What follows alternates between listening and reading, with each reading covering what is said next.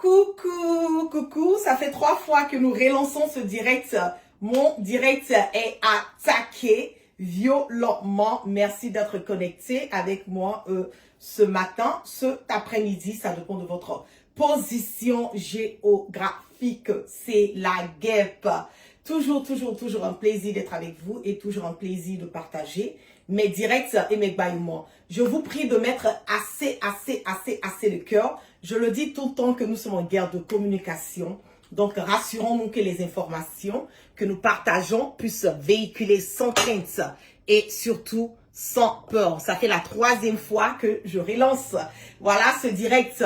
Apparemment, on veut m'empêcher de parler. On ne veut pas que la guêpe fasse l'écassement, voilà, de Papo en ce qui concerne ce qui se passe en ce moment et à cet instant. Rocky a effectivement, ça fait 3 fois que je suis obligée de relancer, voilà, le direct parce que ils sont toujours sur nos pages Facebook, mais tant que vous mettez assez de cœur, tant que vous sécurisez, voilà, le direct là, ils ne pourront pas faire grand chose. C'est de ça qu'il s'agit. Comment allez-vous? J'espère que vous allez super bien. Moi, ça pète la forme. Bien avant de débuter ce direct aujourd'hui, je pense que c'est l'anniversaire, voilà, de Soul Kamagati Suleiman du GTS. Nous allons, voilà, souhaiter un joyeux anniversaire à Soul. Mettez assez de cœur, voilà, pour montrer votre amour, votre sympathie, votre, voilà, tout pour Soul. Joyeux anniversaire, joyeux anniversaire, joyeux anniversaire, Soul.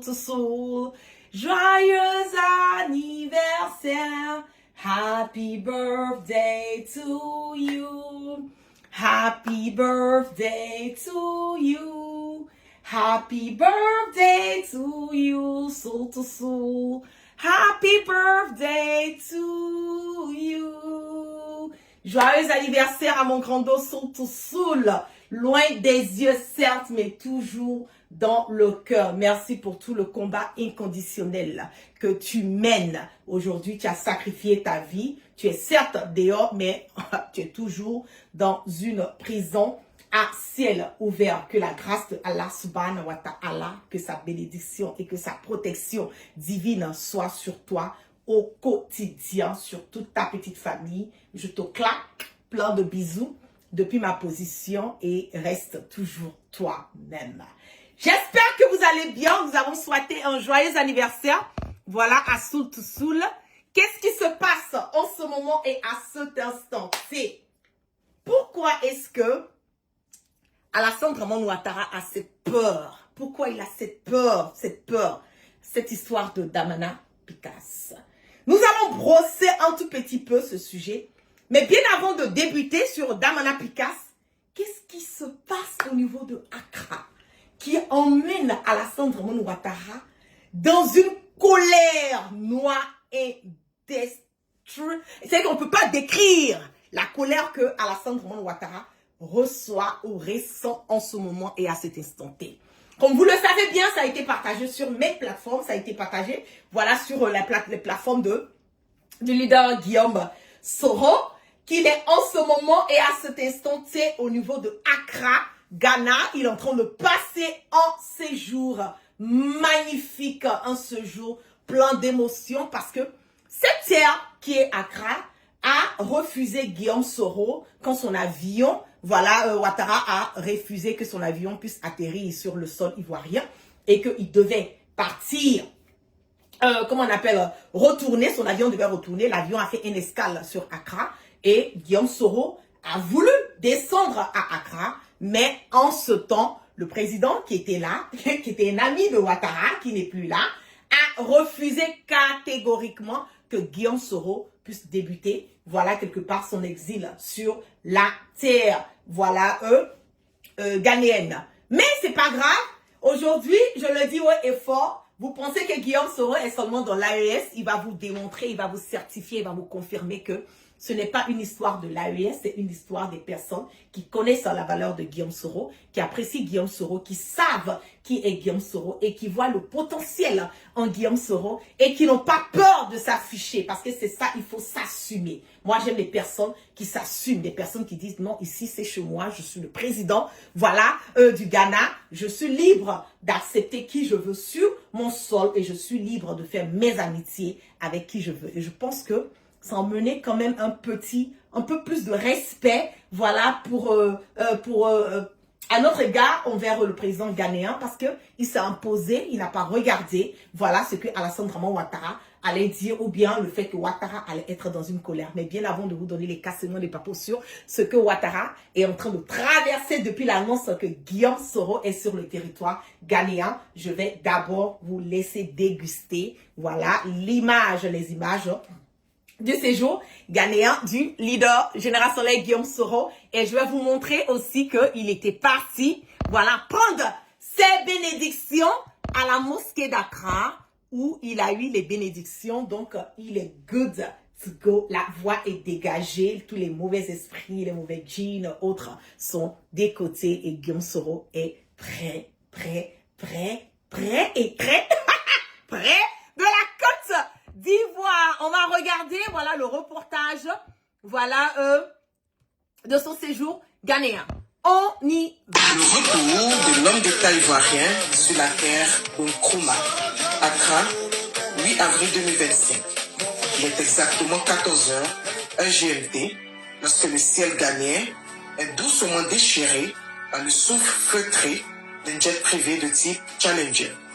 À son bord, un passager que l'histoire avait jadis blessé, Guillaume Kibafori Soro, ancien Premier ministre et ancien président de l'Assemblée nationale de Côte d'Ivoire. 6 ans plus tôt, presque jour pour jour, c'est ici même, sur le tarmac de l'aéroport international d'Accra, que ce même homme fut contraint de vivre l'une des injustices les plus silencieuses de son exil. Ce 23 décembre 2019, alors qu'il quittait Paris pour rejoindre Abidjan, son avion est intercepté en plein vol. Dans l'espace aérien du Niger, le pilote est alerté. Des ordres ont été donnés à Abidjan pour abattre l'appareil à son arrivée. Sous le choc, le pilote demande à son passager de choisir une destination de secours, Bamako ou Accra. M. Soro choisit Accra, instinctivement, naturellement. Car le Ghana, croyait-il, est la terre d'accueil, la terre du panafricanisme, la patrie de Kwame Nkrumah. Mais ce qu'il ignorait, c'est que la solidarité panafricaine avait déjà été piétinée. À peine l'avion posé, une instruction tombe. Sur ordre du président ghanéen de l'époque, Nana Akufo-Addo, complice du président ivoirien Alassane Draman Ouattara, Guillaume Soro est interdit de descendre de l'aéronef. Interdit de fouler le sol ghanéen, le sol de Nkrumah.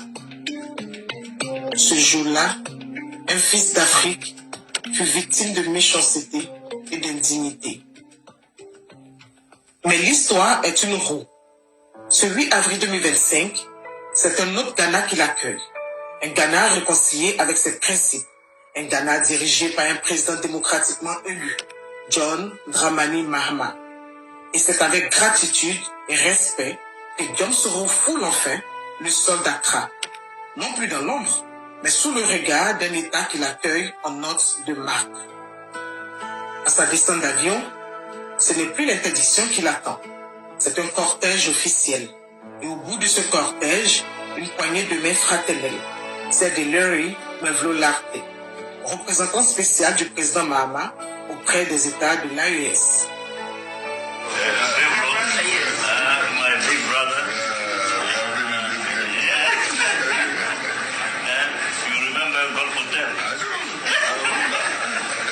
C'est au salon présidentiel de l'aéroport international d'Accra, réservé aux plus hauts dignitaires, que M. Soro est reçu avec tous les honneurs dus à son rang. Là même où autrefois, il fut confiné dans l'ombre, Il est aujourd'hui accueilli dans la lumière, qui est en fait Larry Bevlo Larté, ancien lieutenant-colonel, juriste, diplomate. Bevlo Larté a servi comme coordinateur national de la sécurité du Ghana, le représentant spécial de l'Union africaine pour la lutte contre le terrorisme. En 2025, il devient l'émissaire spécial du Ghana auprès des États sahéliens. C'est accompagné de son hôte et le cortège à la tête duquel 2 moutards de la police ghanéenne ont fièrement escorté M. Soro à la résidence des hôtes de l'État du Ghana. Le retour de Guillaume Soro au Ghana n'est pas seulement un voyage, c'est une page qui se tourne, un symbole qui renaît, une injustice réparée. C'est le Ghana des principes retrouvés, le Ghana d'un Nkrumah, le Ghana qui n'interdit plus ses enfants. Et l'Afrique retiendra ce jour.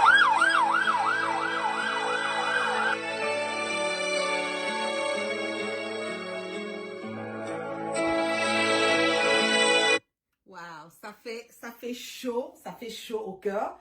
Et je voulais en profiter to say thank you to the president of Ghana for, for everything that you did for Guillaume Soro. Thank you so much for showing, what is really true love, what is like being together, what is like, like sticking together as an African, people. I'm very, very, very, very honored and I'm very proud for what you did for Guillaume Soro, and may Allah, continue to bless the Ghanaian people.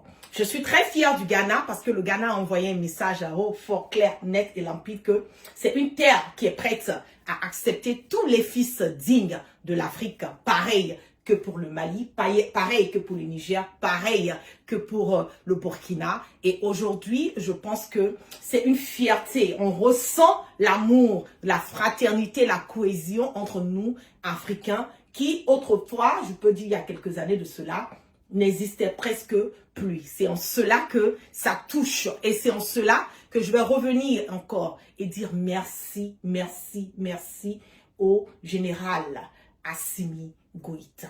Merci à Assimi Goïta. Vous allez vous demander pourquoi la guêpe dit merci à Assimi Goïta. Je dis merci à Assimi Goïta parce que c'est la clé. C'est celui qui a permis tout ce qui est en train de se faire quelque part. Parce que c'est à travers Assimi Goïta, c'est à travers la force de Assimi Goïta que aujourd'hui nous voyons le Niger, aujourd'hui nous voyons le Burkina et nous voyons le Ghana. C'est que tous ces autres pays qui sont quelque part en train de se rallier, qui sont en train de montrer l'amour et la cohésion que nous n'avons pas connue il y a des années de cela. Donc merci au général, le président de la transition Assimi Goïta. Merci pour l'éveil des consciences. Merci encore au président du Burkina, Ibrahim Traoré, pour tout le travail phénoménal qu'il abat pour le peuple burkinabé et pour le peuple africain en général. Et merci aussi au général Tiani pour tout ce qu'il fait au niveau du Niger. Qu'est-ce qui se passe? Cette visite du leader générationnel Soro Kibafoury Guillaume a vraiment fait trembler l'Élysée et a fait trembler le palais présidentiel de Alassane Ouattara. Depuis hier que Ouattara a su que, parce que ça a été fait en catimini, il n'a pas su que le leader générationnel Guillaume Soro devait se retrouver sur Accra. Quand il a su, il est rentré dans une colère noire. Parce qu'il y a récemment le président du Ghana qui était à Abidjan. Voilà. Donc, pour lui, il a le contrôle. Ouattara pense qu'il peut contrôler. Il pense que ce qu'il dit, c'est ce qu'on doit faire.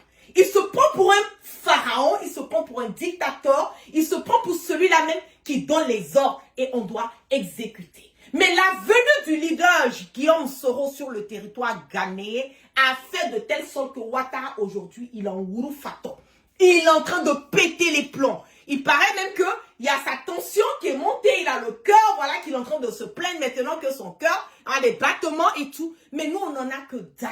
Il faut que Ouattara comprenne que c'est pas parce que lui, il continue de tuer, d'emprisonner, d'incarcérer, de faire les fils dignes de notre pays des exilés que les autres personnes doivent aller dans le sens de Ouattara. Il est le Dieu de personne. Il est un ancien spermatozoïde et un futur cadavre, comme je le dis, comme vous et moi. Il ne peut pas empêcher Guillaume Soro de partir.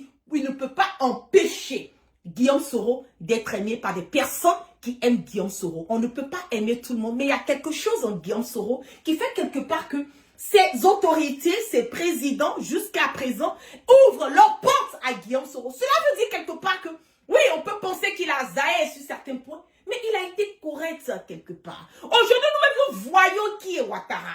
Nous voyons la manigance que Alassane Draman Ouattara est en train de mener matin, midi et soir sur le territoire ivoirien, sur le volet national, sur le volet international. Nous le voyons.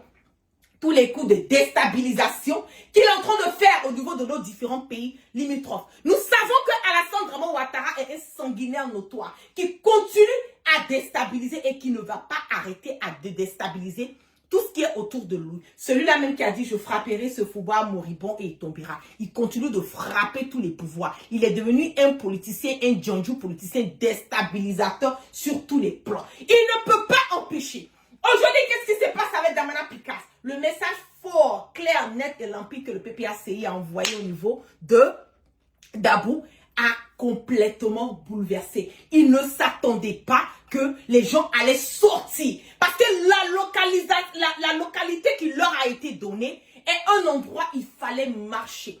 Et en plus de cela, le lourd cassement de papeau que j'ai à faire, les gens ont dit qu'il n'y avait pas de connexion Internet. Oui, ça a été fait exprès.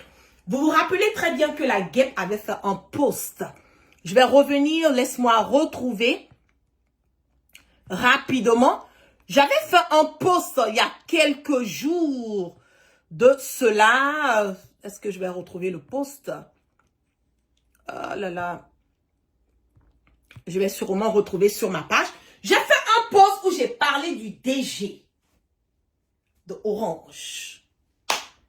Je ne sais pas si vous vous rappelez de ce post.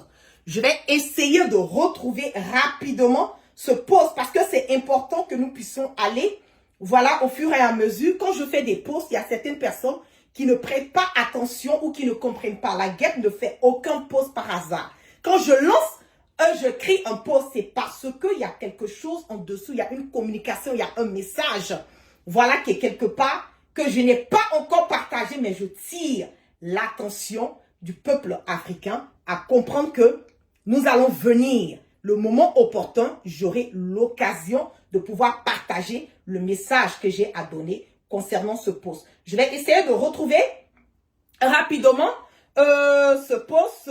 J'essaie de retrouver rapidement ce post sur ma page Facebook. Et donnez-moi une seconde, je vais retrouver rapidement.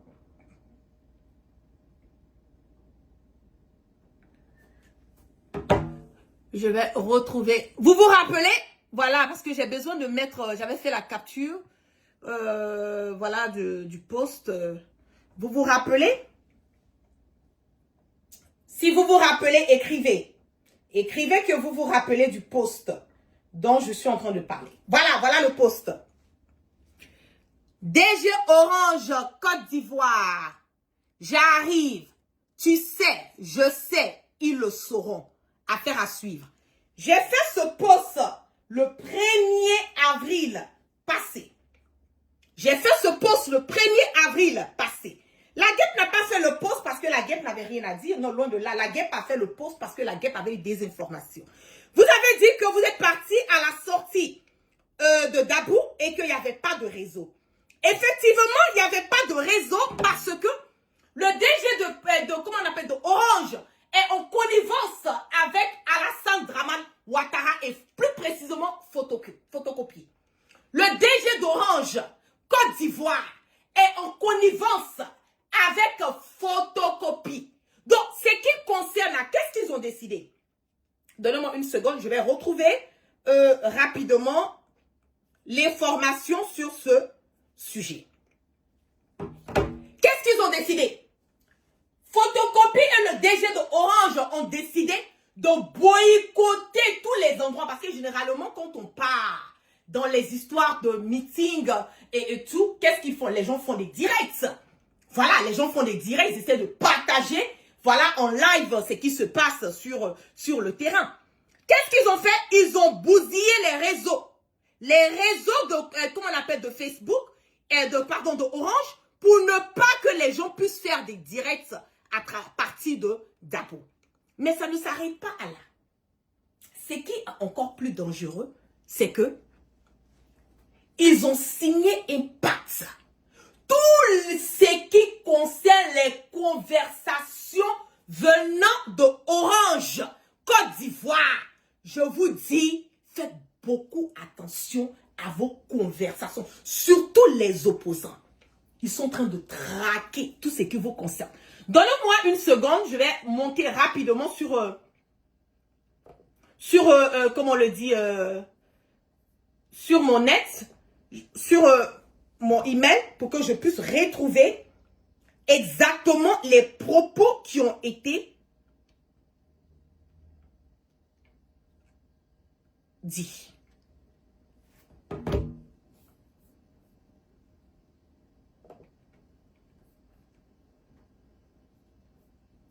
Continuez à partager, hein, continuez à partager le direct. Parce que j'essaye de retrouver.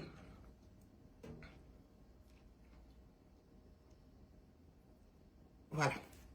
Qu'est-ce qui a été dit? Orange, le DG de Orange Côte d'Ivoire a signé un pacte avec photocopie. Et le pacte qui a été signé avec photocopie consiste à quoi? Consiste à traquer les opposants de 1, consiste de 2 à écouter les conversations téléphoniques, même les différentes entreprises. Ils sont en train de traquer toutes les personnes qui peuvent avoir directement ou indirectement une relation avec les opposants. Donc, en ce moment-là, tous ceux qui utilisent Orange Côte d'Ivoire, vous êtes sous écoute. Je veux vous dire ça. Que vous prenez et que vous le laissez, c'est votre chapeau de guerre. Vous êtes sous écoute. Donnez-moi une seconde. J'ai besoin de lire rapidement.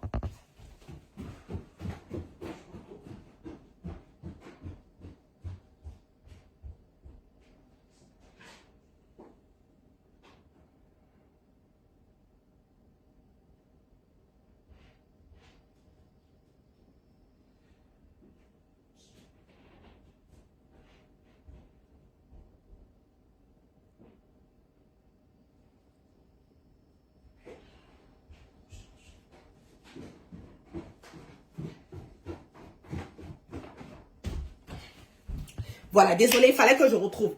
Ils sont en train de traquer tous les opposants, traquer les communications des gens, traquer les échanges, comment on appelle, sur tout ce qui se passe sur Orange Côte d'Ivoire. Donc, ce n'est pas un hasard. Ce n'est surtout pas un hasard. Le fait qu'il n'y avait pas de réseau au niveau de Dabou le jour de la grande sortie. Ça a été fait exprès parce que Photocopie est déjà en connivence avec le DG de Orange.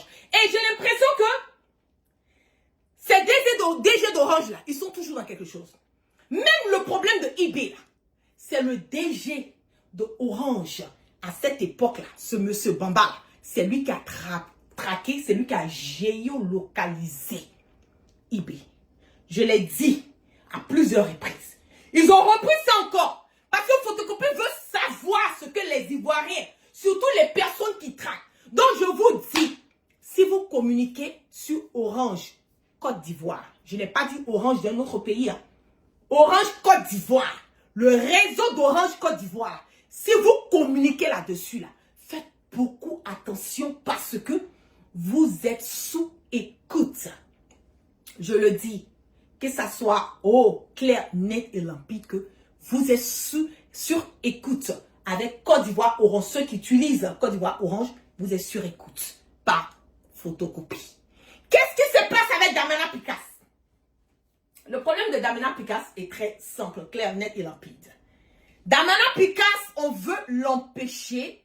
On veut condamner Damana Picasse. Pourquoi? Il y a une seule raison. Je ne sais pas si les Ivoiriens ont vu, ils savent ou bien ils n'ont pas prêté attention. Le problème de Damana Picasse est dû au fait que on se dit que Damana Picasse est le plan B du président Laurent Gbagbo. Écoutez-moi très bien. Damana Picasse est le plan B. Damana Picasse est le plan B du président Laurent Gbagbo. C'est ce qu'ils se disent. Donc, comme ils ne veulent pas mettre le nom du président Laurent Gbagbo sur la liste électorale. Ils ne veulent pas mettre le nom de Guillaume Soro, ils ne veulent pas mettre le nom de Thiam. Ils se disent que il faut éliminer déjà Damana Picasse. Au cas où, si ça arrive qu'on n'arrive pas à trouver des accords et que le président Laurent Gbagbo, on lui dit, bon, ok, bon, toi, on ne veut pas, Ouattara ne va pas se présenter, toi aussi, tu ne vas pas te présenter, trouvez chacun de vous quelqu'un. Le président Laurent Gbagbo peut dire, ah, ok, je prends Damana Picasse. Et cela ne va pas arranger. Ça ne va pas arranger Ouattara. Donc, il est obligé de faire un blocus déjà sur Damana Picasse. Damana Picasse sera condamné. Il sera condamné. Ça, je suis sûr, clair, net et limpide là-dessus. Damana Picasse sera condamné pour l'empêcher d'être un candidat aux élections au cas où le président Laurent Gbagbo n'a pas droit à être candidat. Donc, ils sont en train de, comme on dit, de planifier.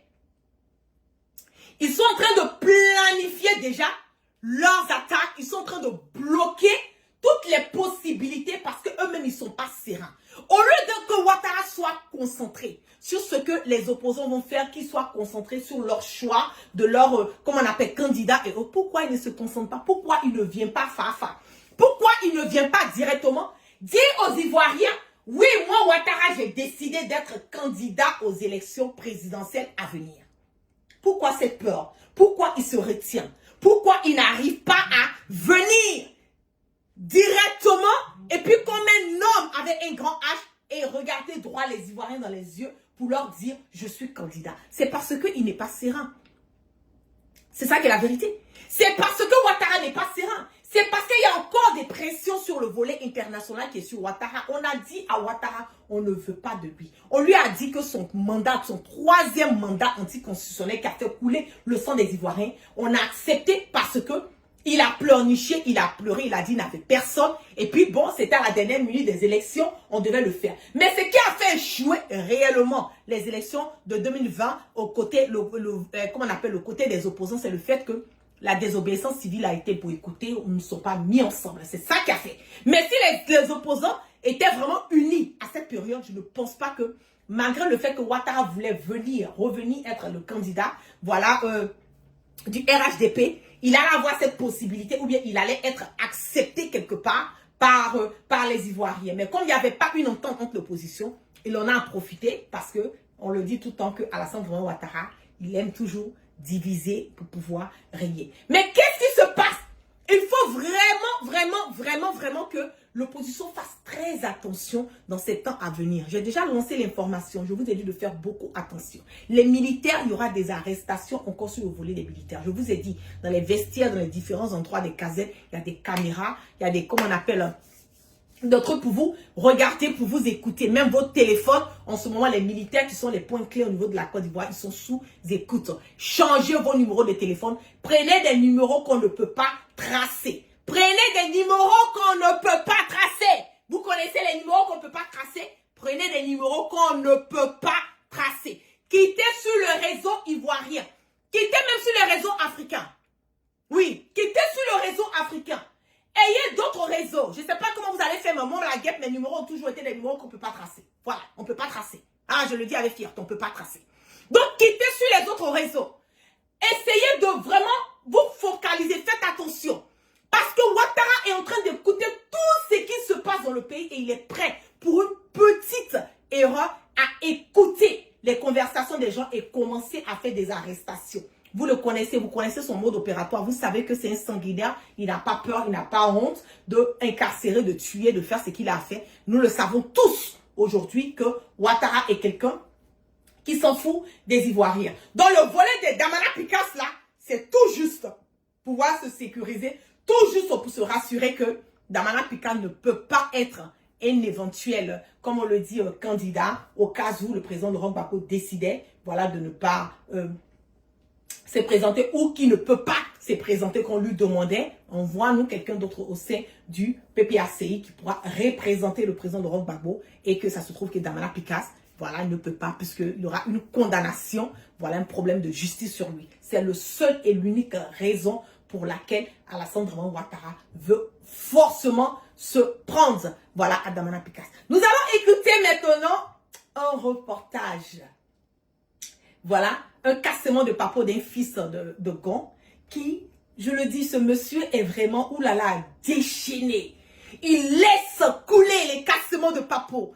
Il n'a pas peur de dire ce qu'il a envie de dire. Oh, clair, net et limpide, ce qui concerne la situation politique au niveau de la Côte d'Ivoire. Je lui dis kudos, je lui dis félicitations, je lui dis vraiment courage. Si tous les Ivoiriens arrivaient, ou tous les Africains arrivaient à sortir et pouvoir donner, voilà, comment on le dit, leurs avis et faire des éveils de conscience pour mener d'autres à comprendre qu'aujourd'hui la récréation était terminée et qu'il fallait maintenant chercher à aller de l'avant, chercher à vraiment trouver des voies et moyens pour que le peuple africain en général et le peuple ivoirien en particulier puisse sortir de ce bordel, de cette chérie que nous sommes en train de vivre depuis quelques années de cela. On va écouter rapidement ce qu'il a à dire sur ça et ça fait chaud au cœur. On y va. Pourquoi avoir peur du débat? Pourquoi vouloir organiser une élection sans adversaire? Quand on se dit majoritaire, on n'exclut pas. On accepte la compétition. On affronte avec des idées. On convainc.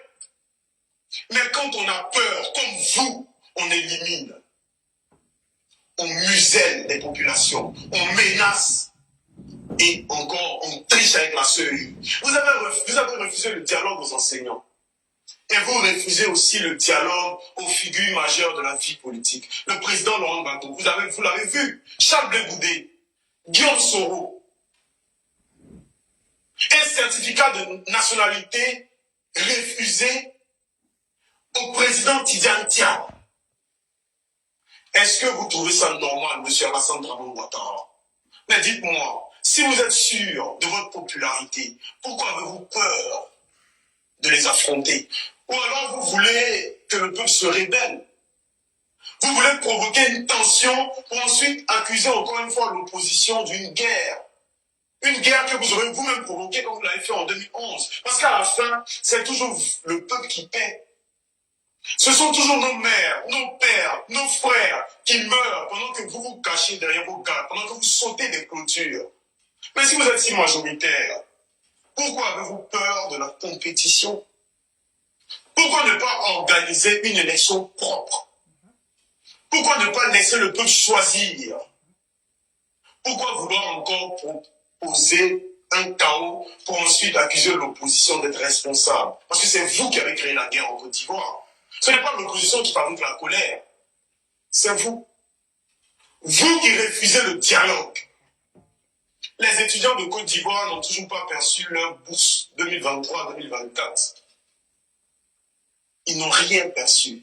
Pas un franc. Nos universités ne produisent plus de cadres. Elles produisent des chômeurs chroniques, des diplômés sans avenir. Et les enseignants, ceux-là même qui tiennent encore ce système éducatif debout, ils sont poursuivis, arrêtés, menacés, parce qu'ils ont demandé une simple prime. En plus, ce n'est pas une prime, c'est une dignité. L'État censé protéger est devenu un prédateur, un bourreau. Ce pouvoir... Vous avez écouté, hein? Non, le fils Gon, là, franchement, c'est un homme. Un homme avec un grand H. On va écouter encore ce qu'il d'autre il a dû à dire. Et Vous voulez qu'on vous respecte quand on vous achète comme ça, avec des pieds de 1000 francs, des boîtes de sardines? Quand tu dors la nuit, est-ce que tu dors en paix? Est-ce que tu es content du cadre de vie? Quand tu te regardes dans la glace, est-ce que tu vois un homme libre? Tu crois que c'est un t-shirt qui va payer les soins de ta mère qui est malade? Tu crois que c'est un conseil gratuit qui va nourrir tes enfants, qui va te permettre d'avoir un emploi? Le pays brûle et vous dansez, vous êtes là comme si de rien n'était. Vous vous vendez pour des miettes et vous qui commandez même assis chez vous dans la souffrance. Pendant ce temps, eux, ils construisent des villas et ils financent les études de leurs enfants en Europe et vous laissent avec des regrets, la faim et avec la poussière. Et le pire, c'est que vous dites merci pour cela. C'est ce qui me fait mal, chère jeunesse. Alors, réveillez-vous. Il faudrait qu'on se réveille. Sinon, on pourrait rester là à mourir tous les jours. Il n'y a pas de problème. Vous resterez dans la honte, dans la misère et dans le silence, dans la distraction. Mais ne venez pas pleurer après. Parce que quand tu refuses de te lever, tu acceptes d'être enterré. Et puis je vais le dire clairement. Il faut qu'on arrête avec toutes ces histoires de distraction. Et ces histoires d'ethnie, de région. Oui, il n'est pas des nôtres. Il a trahi la famille Gon. Le tribalisme, là, c'est l'arbre des faibles. Quand les faibles n'ont plus rien à proposer, ils ressortent des théories de tribalisme. Et ça, c'est pas de chez nous. Nous sommes véridiques, nous sommes vrais. Et moi, je vous pose la bonne question. Depuis que vous votez vos frères, est-ce que votre vie a changé? Est-ce que le nom de famille du président a baissé le coût du riz? Est-ce que son village a construit des hôpitaux pour vous? Est-ce que vos enfants mangent bien parce qu'ils viennent de la même région que ses dirigeants? Soyons sérieux, chers frères. On n'a pas besoin d'un frère au pouvoir. Ce dont la jeunesse, ce dont la Côte d'Ivoire a besoin, c'est un dirigeant qui agit, qui aime ce pays et qui évite de nous diviser, qui voit nos souffrances. C'est exactement ce dont on a besoin. Certains disent, mais lui, il veut faire de la politique. Vous croyez que c'est la politique qui m'a cherché? Mais pas du tout. C'est la misère, l'injustice, l'humiliation de tout un peuple, l'endormissement de conscience. Parce que c'est la politique qui décide si ta mère sera soignée ou abandonnée. C'est elle qui décide si ton petit frère va trouver du travail ou sa scolarisation sera gratuite. Si tu ne fais pas la politique, elle fera ta vie sans te le demander. Donc, chers jeunes, lèvons-nous. Allons là où on prend des décisions. Parce que c'est là que les choses changent réellement. Et moi, je veux changer la Côte d'Ivoire. Je veux qu'on change ensemble la Côte d'Ivoire. Et maintenant, je m'adresse à vous, nos dirigeants. Ce que je vais dire n'est pas une menace, c'est une promesse. C'est une promesse. Une vérité très simple. 2025, c'est la dernière fois que vous allez décider sans nous. La dernière fois que vous allez choisir ceux qui doivent parler et ceux qui doivent se taire.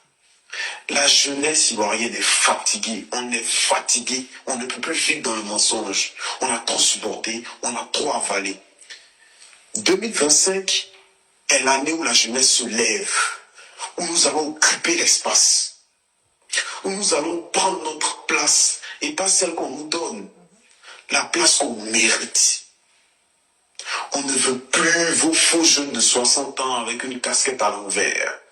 On ne veut plus vos structures de jeunesse où tout est déjà décidé d'avance, un Conseil national de la jeunesse sous pression d'une RHDP. Nous voulons de vrais jeunes.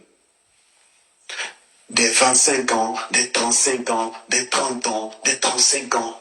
Des jeunes qui ont galéré, qui connaissent les réalités de la jeunesse, ceux qui ont connu la faim.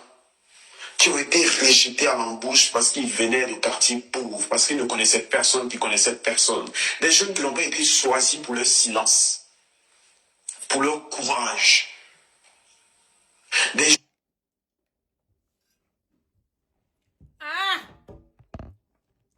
Koulibaly. Koulibaly. Quand on dit Sénoufo là, le vrai Sénoufo là. Ouais. Je te respecte, mon frère. Je suis fière de toi. C'est ça on appelle une génération qui est réveillée, une génération consciente. C'est de ça qu'il s'agit. Un vrai Sénoufo. Non, je suis fière de toi, mon frère Koulibaly. Wallahi Koulibaly. Continue dans cette lancée. Continue à mener les gens à comprendre quand on leur dit tout le temps. Tu ne fais pas la politique va te faire. C'est clair, net et limpide. Vous voulez qu'il y ait des changements. Mais si vous ne participez pas, comment vous allez avoir ces changements? Si vous ne contribuez pas, comment est-ce que ces changements vont s'opérer? C'est de ça qu'il s'agit. Il faut participer. Il faut montrer à Ouattara qu'il n'est pas l'alpha, il n'est ni l'alpha ni l'oméga. Montrer à Ouattara que avant Ouattara, la Côte d'Ivoire a existé. Après Ouattara, la Côte d'Ivoire va exister parce que l'État est une continuité. Aujourd'hui là, c'est une histoire de survie. C'est une histoire de sécuriser cette génération pour pouvoir se rassurer que les générations à venir seront sécurisées.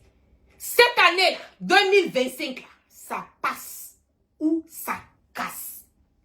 Je le dis, hein, soit les Ivoiriens vont prendre leur destin en main, leur bâton de pèlerin, et bien ils vont rester là et ils vont subir ce que Ouattara veut faire pour eux. Aujourd'hui, vous voyez, hein, tant que ça ne vous arrive pas là, vous ne comprenez pas. Tant que ça ne vous touche pas là, vous ne comprenez pas.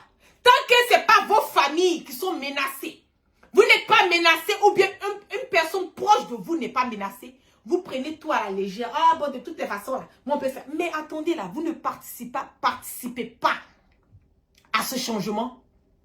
Si ce n'est pas vous, ça sera peut-être vos femmes, vos maris, vos enfants, vos petits-enfants, vos arrière-petits-enfants, un jour, qui vont payer les pots cassés. Dans ce combat que nous sommes en train de mener là, c'est un combat générationnel. C'est de ça qu'il s'agit.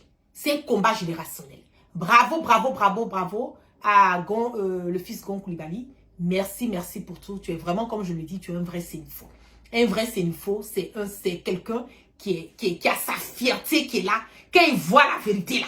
Ah non, non, non, non, il ne veut pas voir ça et puis dire qu'il ne va pas parler. Ça, c'est impossible. Les sénifos, ils ont gros cœur. Tu les vois parce qu'ils ont gros cœur. Mais dans leur fin fond là, ce sont des personnes qui sont très gentilles, des personnes qui sont très ouvertes, des personnes qui sont très, comment on le dit, qui sont cool. Mais leur fierté là, souvent là, ça les emmène par moments à vraiment, quand ils veulent sortir d'eux-mêmes là, ils sortent d'eux-mêmes. Et nous avons remarqué que tous ceux qui sont sénifos sur le volet politique en Côte d'Ivoire là, on a l'impression qu'ils sont tous, c'est pareil, ils ont gros cœur. Donc merci et continue d'édifier le peuple. Je veux bien, s'il y a voilà, quelqu'un qui a son numéro ou son contact, ça m'aurait vraiment fait plaisir de pouvoir échanger avec lui. Et pourquoi pas faire un direct de conscientisation pour la jeunesse ivoirienne. Merci, merci, merci à tous. Merci d'être restés connectés avec moi ce soir. Que la grâce d'Allah subhanahu wa ta'ala soit sur tout un chacun. Et que Dieu, dans sa miséricorde, qui continue de pardonner nos péchés et qui nous amène le sens du discernement. Vous passez une excellente journée, une excellente soirée. Et on part toujours sans crainte ni peur. Et on part toujours sorrowment. Peace and love. La première chose, abonnez-vous à cette page. Cliquez sur le bouton s'abonner qui s'affiche juste en bas. Et la deuxième chose, cliquez sur la cloche de notification pour ne rater aucune des vidéos que je publie ici très régulièrement.